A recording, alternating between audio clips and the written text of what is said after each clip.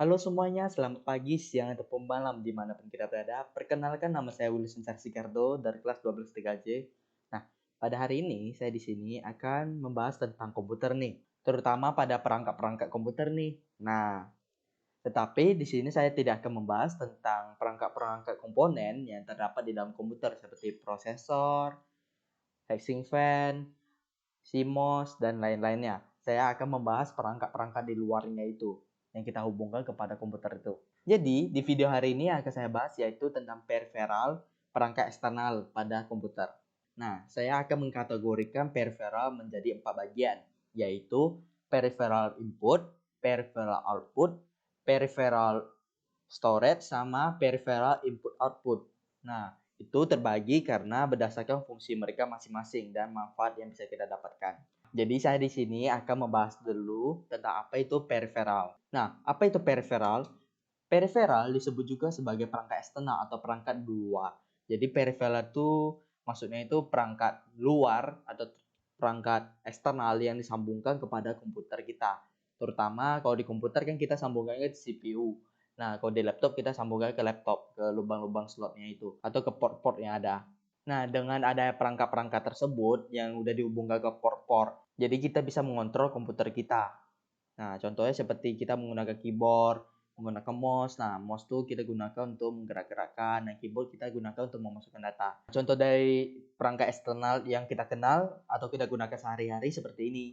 Nah, ada mouse, ada monitor, hard disk, dan lain-lainnya. Seperti gambar-gambar di sini kan udah jadi tidak asing bagi kita kan. Nah, peripheral itu terbagi menjadi 4 komponen seperti yang tadi sudah saya jelaskan, yaitu ada input, output, storage, sama output input. Nah, jadi di sini kita akan membahas dulu mana yang mau kita bahas dulu.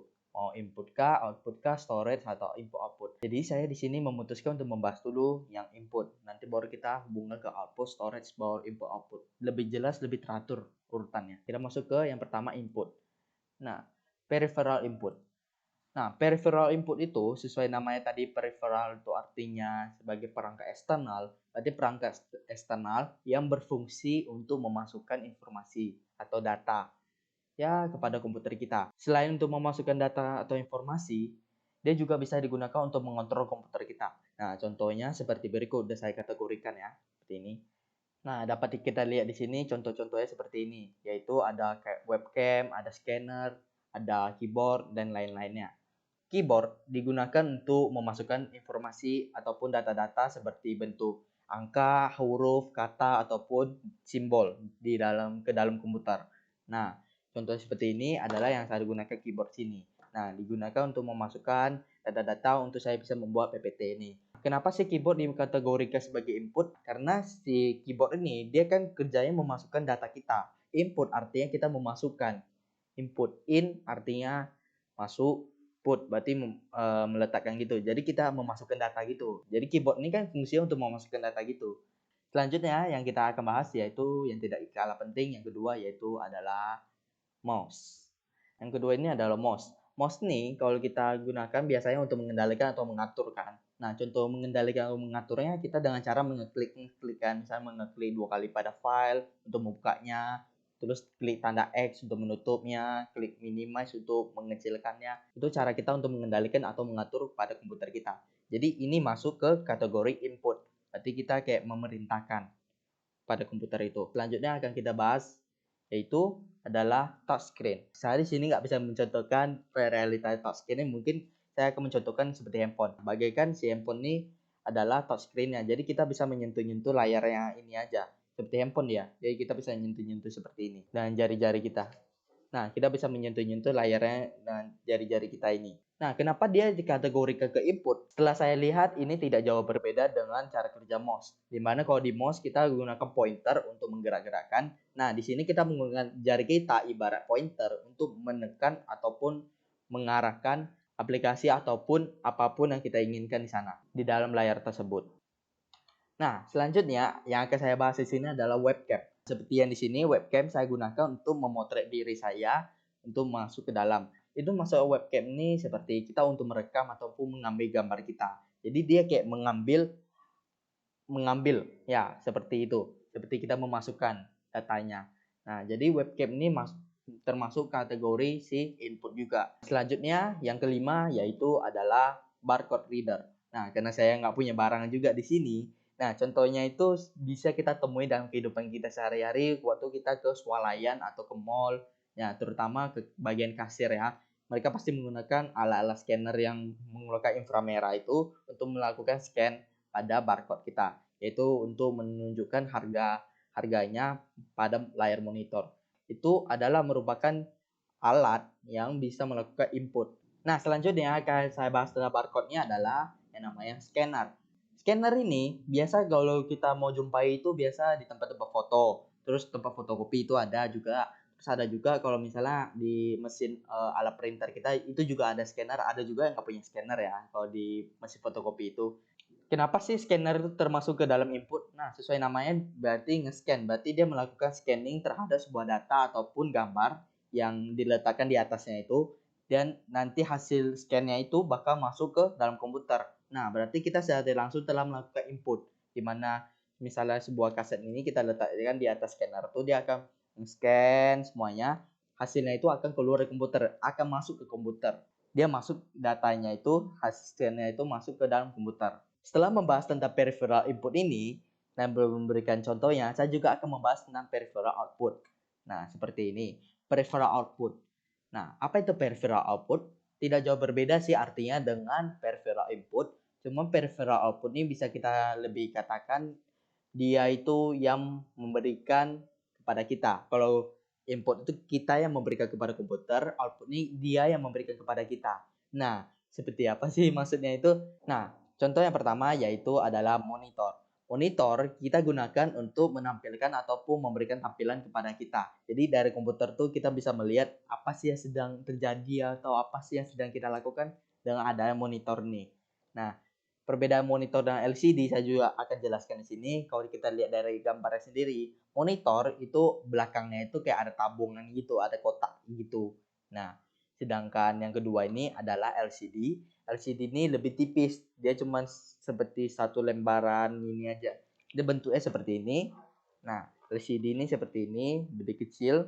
Nah, tidak sebesar itu. Nah, perangkat ini hampir sama dengan monitor, cuman si LCD ini versi lebih high class-nya, lebih canggihnya lah. Kalau monitor tuh resolusi ataupun tampilan gambarnya masih di bawah LCD ini. Nah, LCD ini tampilan gambar sama kualitas resolusinya lebih bagus, lebih tinggi dibanding dengan si monitor itu. Nah, dia termasuk kategori peripheral output karena dia menampilkan atau memberikan kepada kita. Nah, itu loh maksudnya.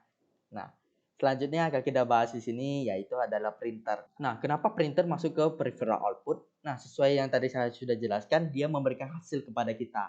Nah, di mana kita memberikan perintah kepada si komputer dan si komputer ini yang dia memberikan kepada kita hasilnya. Kita bisa lihat, oh misalnya hasilnya seperti ini, seperti ini. Nah, kita bisa lihat tampilan-tampilannya, yaitu gambarnya misalnya, atau data-data hasil ujian kita yang sudah diparaf guru atau dinilai guru. Kita bisa print out, kita bisa lihat hasilnya. Atau istilah lainnya yaitu dalam bentuk hard copy. Nah, selanjutnya yang akan saya bahas yang keempat, mirip dengan printer, cuman dia namanya berbeda. Dan kegunaannya juga lebih berbeda, yaitu plotter. Plotter ini perangkat khusus yang biasanya kita gunakan untuk mencetak gambar, khususnya gambar-gambar yang lebih kualitasnya tinggi. Plotternya hampir sama dengan printer, cuman printer tuh kita gunakan untuk ngeprint gambar dalam kualitas yang biasa saja. Cuman plotter nih kita gunakan untuk ngeprint hasil yang lebih bagus atau kualitas gambar yang lebih HD ataupun lebih bagusnya. Setelah pembahasan tentang peripheral output, saya akan membahas tentang peripheral storage. Peripheral storage sudah namanya kalau kita jabarkan, peripheral artinya tentang perangkat eksternal, storage yaitu penyimpanan atau tempat penyimpanan sebagai gudang lah gitu ya kalau kita mau artikan. Nah, jadi arti keseluruhannya itu bisa kita artikan seperti ini. Perangkat eksternal penyimpanan. Jadi perangkat eksternal yang kita gunakan untuk menyimpan. Nah, contohnya seperti ini. Pasti sudah tidak asing. Yang pertama adalah hard disk eksternal. Hard disk eksternal ini kita gunakan untuk menyimpan data-data kita. Cuma hard disk ini sesuai dengan namanya hard disk eksternal, berarti hard disk yang kita pakai bentuknya seperti ini ya, yang kita pasang-pasang atau kita pasang di luar untuk sebagai penyimpanan kita. Cuman kalau hard disk internal yang itu adalah hard disk yang dipasang di dalam komputer kita, dalam CPU kita terutama. Kalau di dalam laptop juga ada yang namanya hard disk atau HDD. Selanjutnya kita akan membahas tentang flash disk. Nah, kita sudah pasti tidak asing dengan yang namanya flash disk ini. Flash disk ini hampir semua dari kita, apalagi anak TKJ pasti memilikinya. Nah, jadi flash disk ini bentuknya lebih kecil, bentuknya seperti ini, ya seperti ini bentuknya. Bisa kita bawa kemana-mana dan cara gunanya tinggal colok. Nah, ini fungsinya sebagai penyimpanan data-data kita juga. Kalau hard disknya bentuknya sebesar ini, flash disk hanya sekecil ini. Nah, kalau kita bisa lihat ini 8 GB, sedangkan ini 256 GB. Nah, selain perbedaan bentuk juga perbedaan terhadap penyimpanannya. Cuman sekarang ada juga flash disk yang sudah mencapai 1 TB. Selanjutnya yang ketiga yaitu CD DVD RW ini maksudnya apa? Nah, CD DVD RW ini bentuknya seperti ini. Bisa kita gunakan untuk menyimpan ataupun meletakkan data-data kita di dalam ini. Contoh selanjutnya yaitu keempat yang sudah jadul sekali yaitu floppy disk. Nah, ini udah sangat jarang kita gunakan. Di dalamnya itu pernah saya buka isinya itu semacam serbuk-serbuk gitu berwarna abu-abu ataupun warna-warni. Nah, dapat kita gunakan untuk penyimpanan juga. Setelah tentang peripheral storage ini habis, saya akan membahas yang keempat yaitu peripheral input output.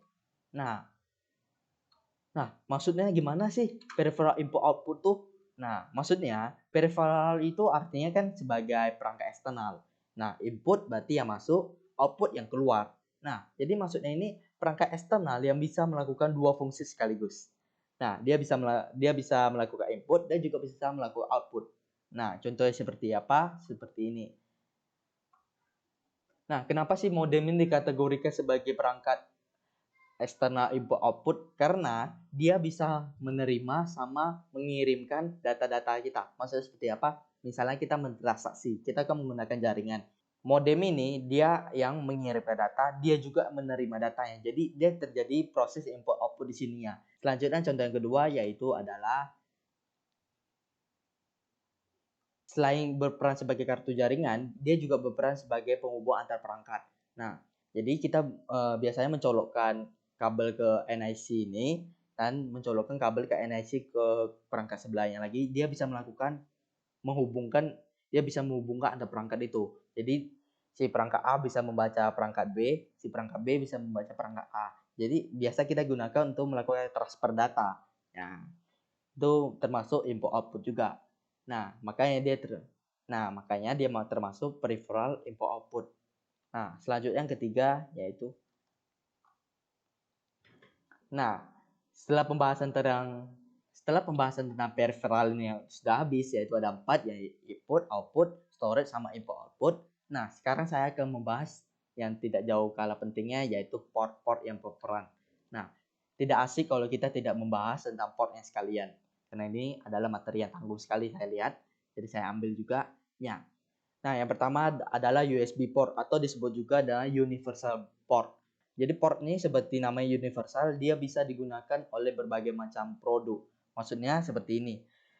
Mouse ini sekarang kan udah menggunakan USB port. Nah, begitu juga dengan yang namanya keyboard. Keyboard ini juga sudah menggunakan USB port. Nah, charger handphone kita juga sudah menggunakan USB port. Nah, bentuknya seperti ini charger handphone kita. Nah, bentuknya seperti ini kalau untuk USB ya. Nah, dan portnya itu terletak pada komputer kita yang lubang berbentuk persegi panjang gitu. Nah, seperti di gambar sini bisa kita lihat di bagian sininya. Nah, itu yang dimaksud dengan USB port.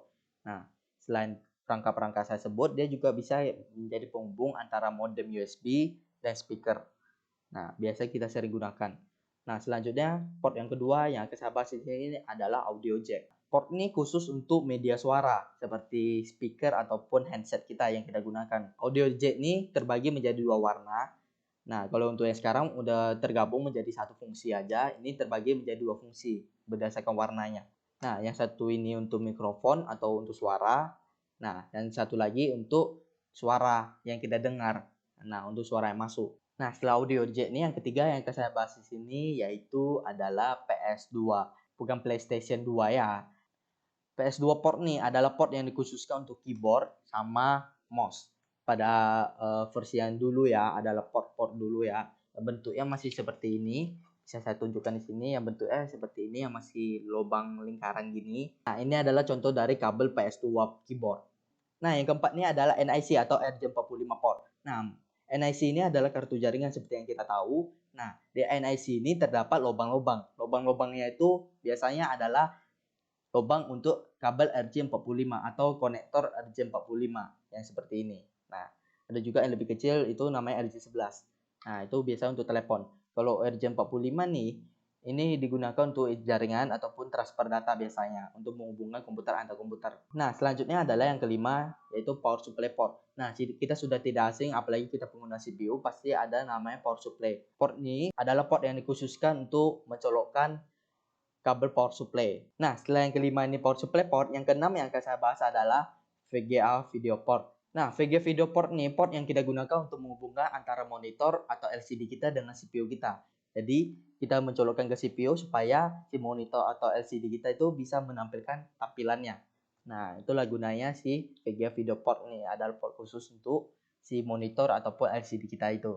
Oke, baik. Sekian dari presentasi saya pada hari ini. Sebelum menutupnya, saya ingin mengucapkan terima kasih kepada guru bidang saya yang memberikan tugas ini kepada saya, membuat saya bisa mengerti perbedaan-perbedaan antara peripheral itu ada input, output, dan sejenis-jenisnya ada berbagai banyak macam. Ternyata peripheral itu dibagi-bagi berdasarkan fungsi-fungsi mereka itu. Oke, baik. Terima kasih dan sampai jumpa lagi di lain waktu.